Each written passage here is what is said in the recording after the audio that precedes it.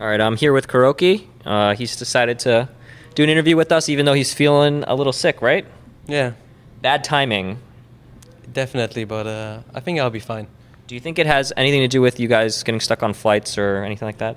Well, we traveled quite a lot in the last month. I think it has to do with that, and my body couldn't really deal with it, so I got sick. It's been lasting for like 10 days now.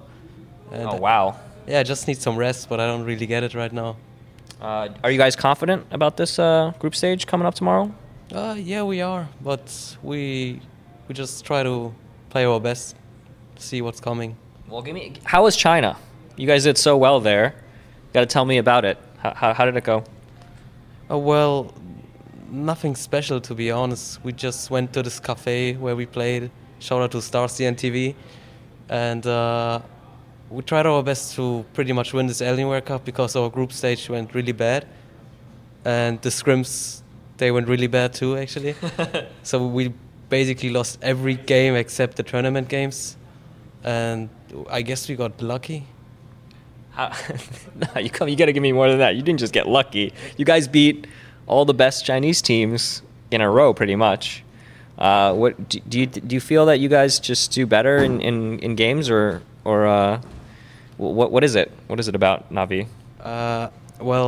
It's very hard to keep a professional shape in scrims or games we can't take too serious. We try to approach every game as serious as possible, but when there's something on the line, and it's pretty much when you're close to get eliminated or lose the actual tournament, we pretty much we give our 100%, and then we just play better.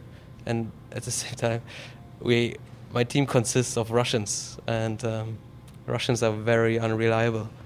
So Unreliable? Yes. How? Well, there are a lot of stories about Russians and Dota, so I don't think I need to talk much about it. But Speaks for itself, I guess. it does. But the guys I play with, they're really nice, and when they know we gotta play Dota, then they play real Dota, and I pretty much adapted to them. So nowadays, when we scrim, I feel like I can't play my 100%. I used to take scrims more seriously, but when I play today, I'm just like playing, and I'm like, oh, I go to the rune, I die. Oh, I died. Okay, I don't care. And do you speak any Russian? Not really, but I can tell some words, but I can't really speak it. But I understand it quite good, actually. Oh, okay. Can you do a Russian accent, since you hear it so much? No. No. You said that you don't want to do an interview because you are quite boring, but you're speaking quite well. What's the issue? I don't know. I'm actually a boring person, but I don't think so. I think we'll get some insight out of you to Navi. you can try. Okay, I will.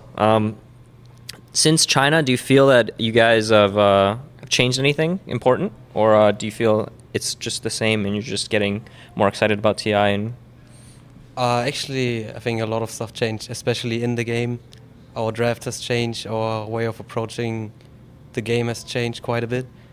But it was natural, as when TI approaches a lot of... I think every team gets more serious. So it's like, when you watch the wildcard match, you saw Quantic, actually they played different than they used to. Because I think there was too much pressure for them, and it's the same stuff with any team, same stuff with us, but pressure doesn't really... It does hurt us to some extent, but at the same time we get a lot of out of the pressure. We seem to play better under pressure. So I would say so, yeah. And the China thing made us feel more prepared.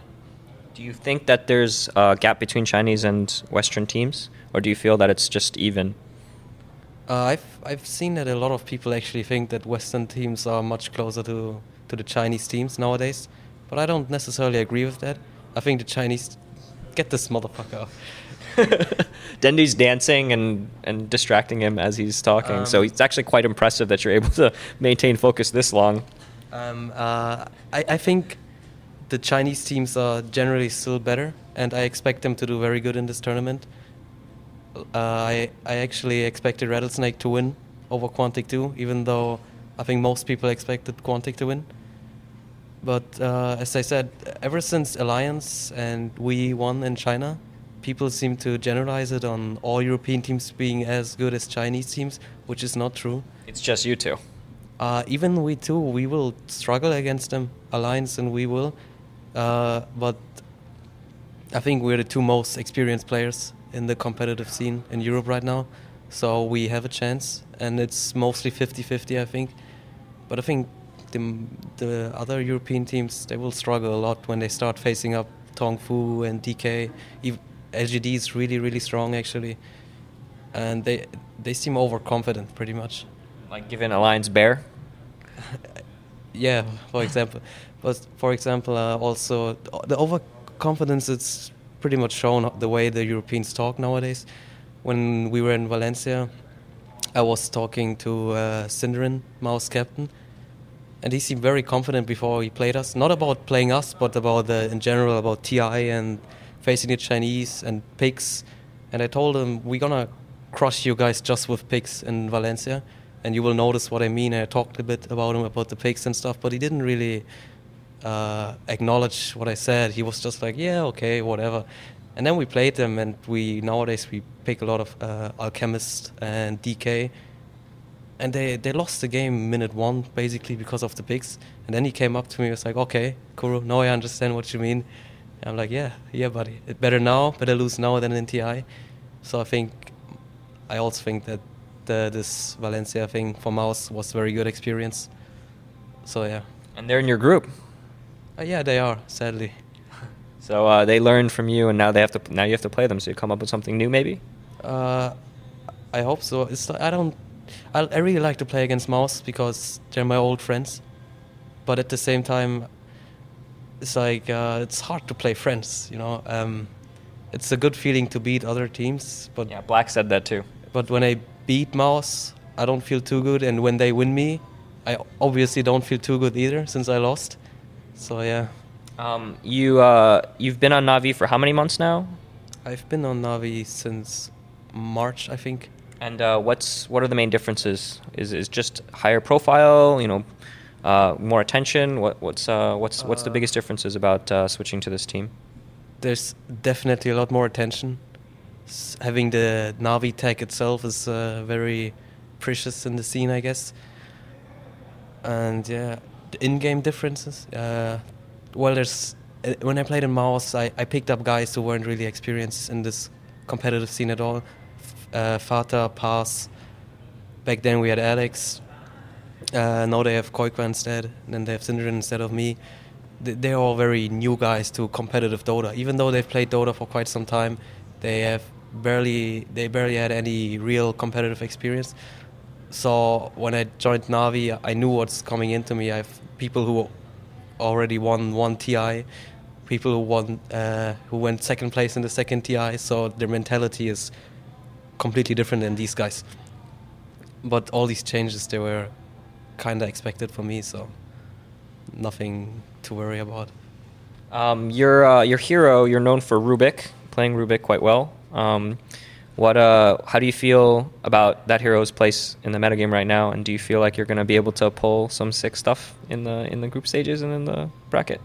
I don't know. It's going to be hard because Rubick itself is a very strong hero in my opinion, and he fits in your lineup a lot of times. But people have learned a lot how to play against Rubick.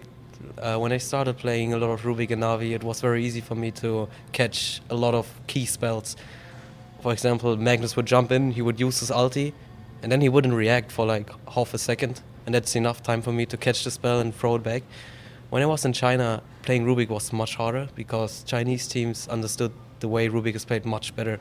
For example, when I played against a Nyx assassin, he always put his carapace on after his spells, so I would never get his impale.